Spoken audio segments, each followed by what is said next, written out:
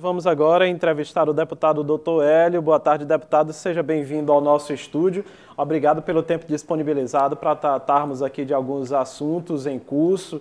A pandemia, inclusive, que tem gerado muitos efeitos danosos à população.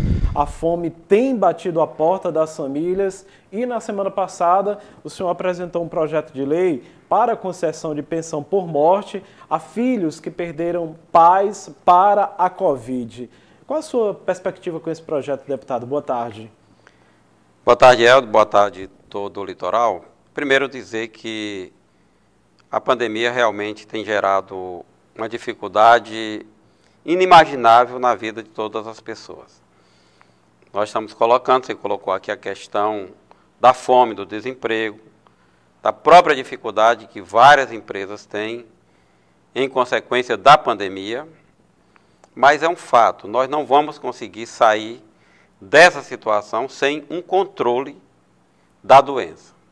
E o controle da doença, ele requer aquilo que todo mundo já sabe, aqueles cuidados que compete a nós, do distanciamento, do uso de máscara, do álcool em gel, e principalmente, nesse momento, da questão da vacina, que aí teve um grande erro do governo federal. Não se preocupou em adquirir vacinas. Para você ter uma ideia, nós estamos aí vacinando próximo de 30 milhões de pessoas. 80% dessa vacina só aconteceu porque o governo do estado de São Paulo bancou a fabricação da Coronavac.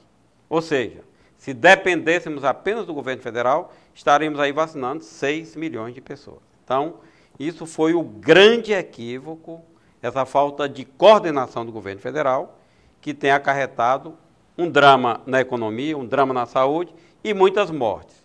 E dentro dessa linha, nós apresentamos um indicativo de projeto de lei para que aquelas crianças, adolescentes, órfãos que perderam pai e mãe, que não têm uma condição de se sustentar, que o governo assuma esse compromisso social de dar uma renda. Essa renda vai ser gerida pelo representante legal e é uma garantia para a sustentação dessas crianças que ficaram órfãs. E a questão da fome, Helder, como você colocou, nós trabalhamos e entendemos que o auxílio emergencial tem sido muito reivindicado para que seja aumentado. Retorne aqueles R$600, seguramente a população estaria melhor assistida e em condições de ficar mais em casa. Porque se você não tem o auxílio emergencial, como é que você fica em casa? Ou de reduzir as atividades, né? Exatamente. Você minimizar, diminuir as atividades, sair para aquilo essencialmente necessário e mitigar a questão do vírus. Ter a possibilidade de diminuir a transmissão e ter um controle da doença, para diminuir as mortes, para que os hospitais tenham condição de atender dentro de uma razoabilidade e não ser esse cenário que nós estamos vivendo hoje. Brasil, uma referência de má condução no que se refere à pandemia. Se aprovado esse seu indicativo de projeto de lei, ele seria retroativo a todos os óbitos que já aconteceram aqui no estado do Piauí, em se comprovando que os filhos estão órfãos? Sim, sim, naturalmente. Naturalmente é um resgate que se faz, porque esse drama realmente é muito grande. Você se colocar na condição de crianças que perderam aí os pais, é muito difícil imaginar como será a vida deles. Então, para tanto, eu acho que o governo precisa realmente ter esse compromisso. Acredito muito que o governador também pense como a gente e que esse benefício seja abrangente, que ele possa abarcar todas as crianças, todos os adolescentes que perderam os seus pais vítimas dessa pandemia. Deputado, nesse 19 de abril também o senhor protocolou na Assembleia Legislativa um projeto que prevê a suspensão dos prazos de validade dos concursos públicos realizados pela administração pública, seja ela direta ou indireta. Só pode explicar para a gente mais essa sua proposição? Que preocupação vem imbuída nesse projeto? Olha, o fato é que a pandemia ela mudou tudo. Ela nós tivemos que mudar todas as nossas referências. Então, nós temos vários concursados, várias pessoas que foram aprovadas em determinados concursos aqui, nas mais variados órgãos aqui do Estado, e que todo concurso, quando se faz, tem uma validade, tem um prazo de validade. E o que nós pedimos aqui é que, muitos desses concursos, há necessidade de convocação das pessoas para treinamento, para alguns cursos essenciais ao seu ingresso na atividade como servidor público. Nós pedimos que cessasse, a partir do momento lá da pandemia, que esse prazo, este ano, perdido praticamente para a economia, para esse drama todo da saúde, ele não conte no que se refere ao prazo de validade dos concursos. Isso está gerando uma ansiedade muito grande, porque o tempo está passando, as condições que o Estado, que os órgãos reúnem hoje, são difíceis, são condições que são pouco convidativas a fazer o chamamento desse concursado, e nada mais natural de que você fazendo um alargamento desse prazo, você tem a possibilidade de, voltando à condição de normalidade, possamos aí chamar essas pessoas que foram legitimamente aprovadas nesse concurso para fazermos justiça a esse esforço, a esse êxito que eles tiveram. E o que nós estamos pedindo é que esse período de pandemia não seja contado como tempo de validade desses concursos públicos. Deputado, falando em pautas avaliadas pela Assembleia, já na sexta-feira, o secretário de Fazenda do Estado, Rafael Fonteles, ele comemorou a aprovação de um novo auxílio, mas que dessa vez ele tem um foco específico para a educação, que é o Piauí Educação, que visa erradicar o analfabetismo no Estado. Nós vamos ver o que disse o secretário para eu também pedir a consideração do senhor sobre esse assunto. Ontem, o Poder Legislativo Estadual aprovou o projeto de lei enviado pelo governador Wellington Dias, que regulamenta o Piauí Alfabetização, que é aquele programa que vai alfabetizar 200 mil pessoas nos 224 municípios do estado do Piauí. E ainda vai conceder um auxílio financeiro de R$ 400 para cada pessoa que passar por esse processo de alfabetização. Destacamos também que toda a rede estadual de educação de jovens e adultos está sendo ampliada para que essas pessoas possam também continuar na educação de jovens e adultos, ampliando seus níveis de escolaridade para que tenham mais oportunidades de trabalho, de emprego e de renda. Fique atento que em breve a Secretaria de Estado da Educação irá anunciar os editais de credenciamento desse programa muito importante que vai levar desenvolvimento social e econômico para milhares de piauienses. Deputado, como que o senhor avaliou e também votou esse projeto? Olha, com muita felicidade. Na realidade, ainda temos um desafio histórico, né, que é erradicar o analfabetismo no Brasil e também aqui no estado do Piauí. Isso cria uma condição, uma perspectiva de vida muito melhor para todos. Então, o governo, sabedor dessa situação, da dificuldade que ainda temos no Piauí, e aquela condição que foi reunida devido à questão do Fundeb, possibilitou esse grande projeto, um alcance social extraordinário. Você vai ter um estímulo financeiro para que as pessoas se interessem em aderir ao programa.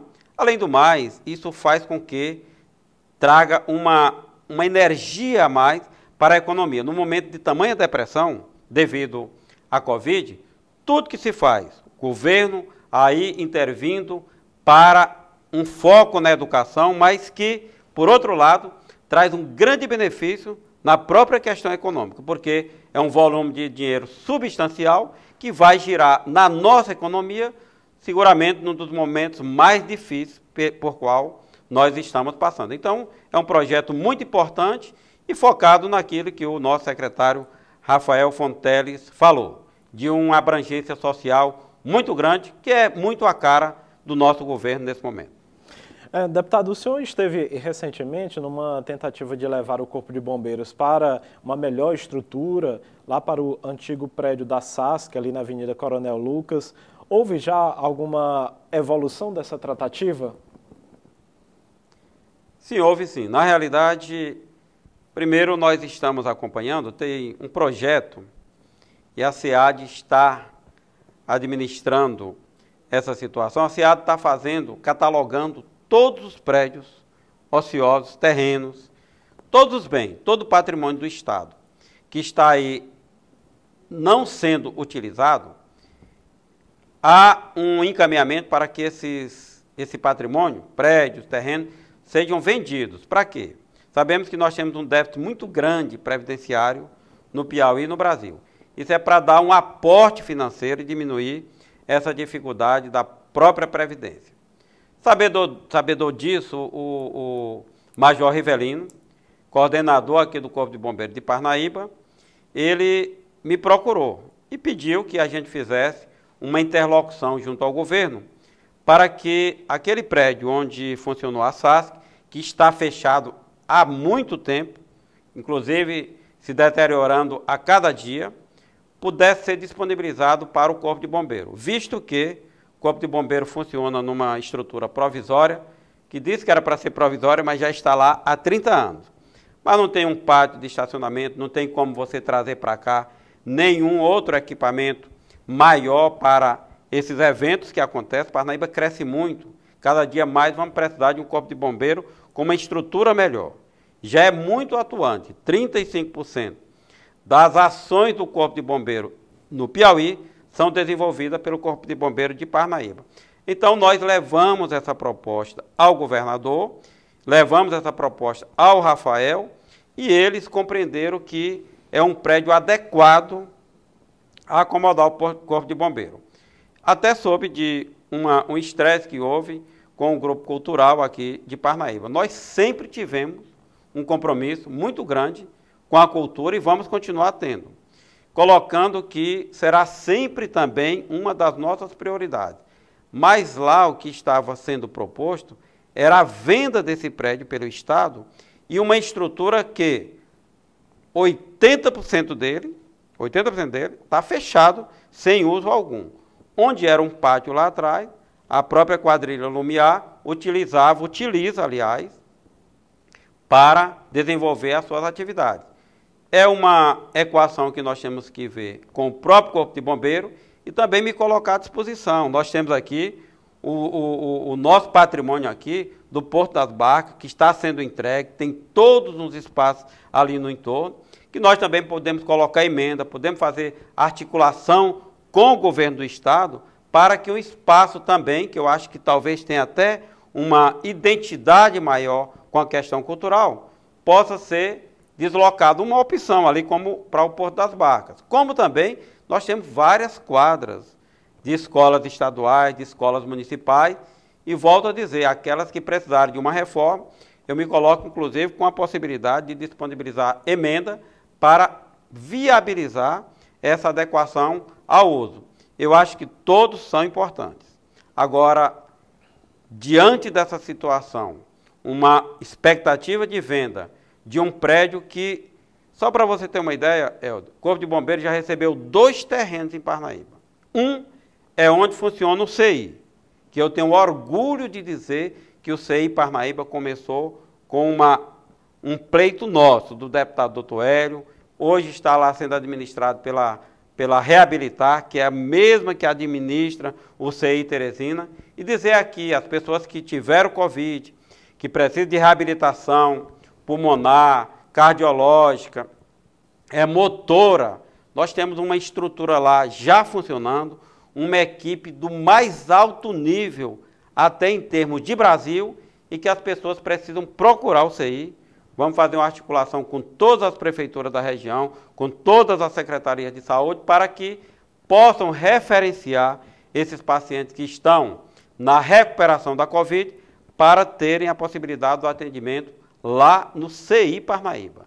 Isso está acontecendo, pois ali era um terreno que foi doado para o Corpo de Bombeiro, mas o Estado nunca fez. Tem um outro terreno ao lado do Detran, também foi disponibilizado para o Corpo de Bombeiro. Enquanto isso, o Corpo de Bombeiro continua no meio da rua. Mas né? o senhor acredita, de uma forma bastante pragmática, que o Corpo de Bombeiros possa realmente ser deslocado para aquela edificação? Olha, é uma decisão de governo. O Corpo de Bombeiro nos pediu, nós fizemos essa argumentação junto ao governador, junto ao secretário Rafael e junto à SEAD. Eles estão fazendo um projeto para fazer uma apresentação ao próprio governador e ao Corpo de Bombeiro.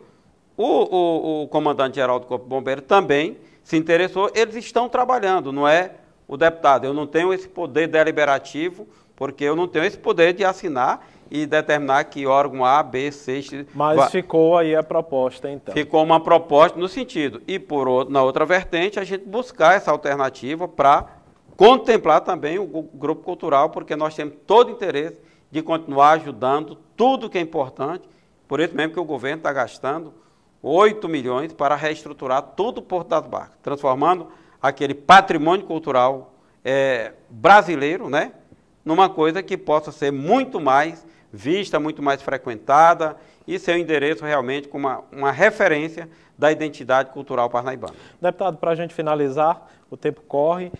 A gente tem sempre muita coisa para conversar. O senhor que está aí no meio da política estadual, vivenciando o dia a dia, as agruras e as agonias também da cidade de Parnaíba. A gente tem visto um boletim cada dia a mais com muitas mortes, mas também são muitos os recuperados, graças a Deus.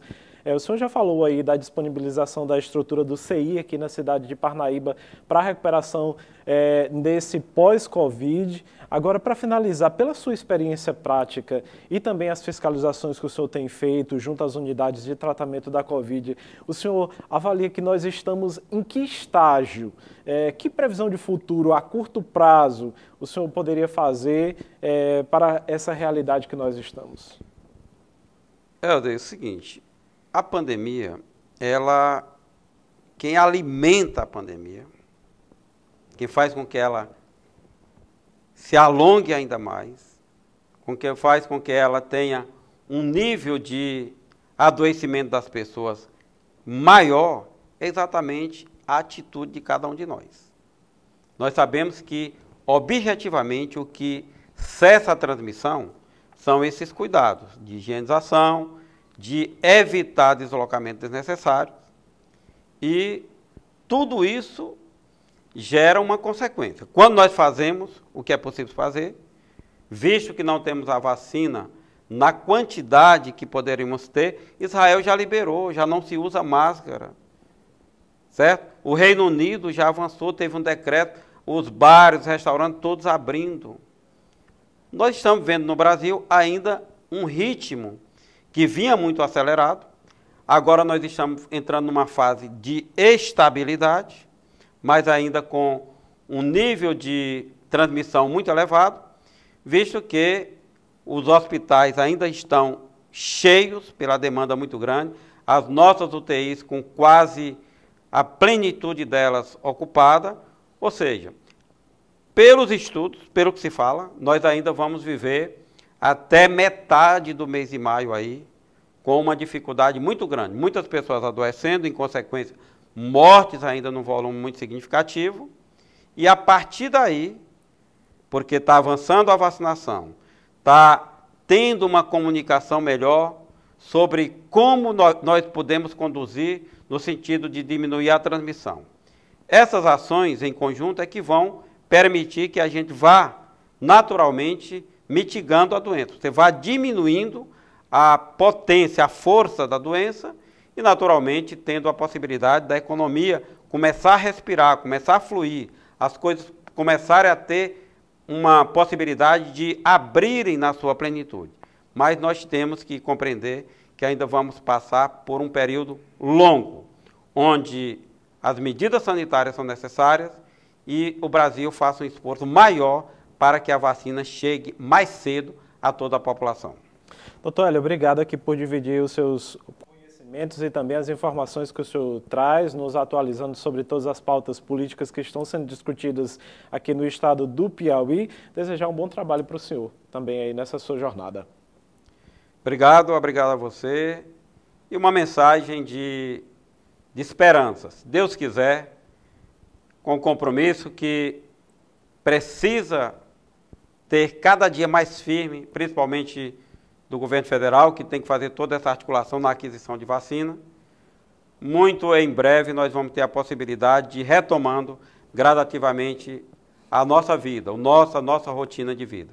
Enquanto isso, é recomendar que fazer o afastamento, fazer a higienização, evitar aquilo que pode ser evitado em termos de deslocamento e também rezar, né, para que menos pessoas possam adoecer e que o índice de mortalidade também possa decrescer, porque nós sabemos que há uma paciente que entra em UTI, por exemplo, há uma mortalidade de 70%, 80% em muitas situações. Só para completar, às vezes a pessoa diz, olha, tem que abrir o hospital. Nós estamos vendo um trabalho extraordinário. O secretário Florentino tem feito uma condução da pandemia, eu acho que uma das melhores no Brasil. E abriu leitos, abriu UTI, mas hoje você não tem profissionais.